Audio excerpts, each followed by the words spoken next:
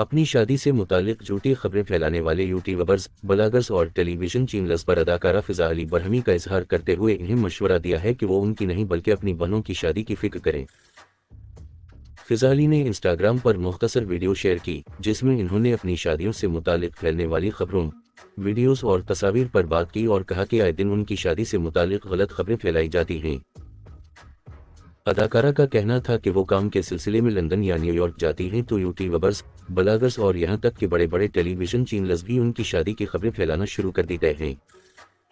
इन्होंने सवाल किया कि क्या वो जहां अपने काम के लिए जाती हैं या घूमने जाती हैं तो वो वहां जाकर सिर्फ शादियां ही करती हैं।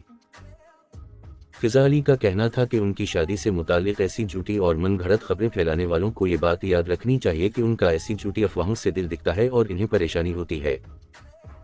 इन्होंने वीडियो में कहा कि वो आज इंतहाई अहम मसले पर बात कर रही हैं और जो लोग उनकी शादी के लिए परेशान हैं, वो परेशान होना बंद करें, उनकी फिक्र न करें, इन्हें जब शादी करनी होगी तो वो बता देंगी।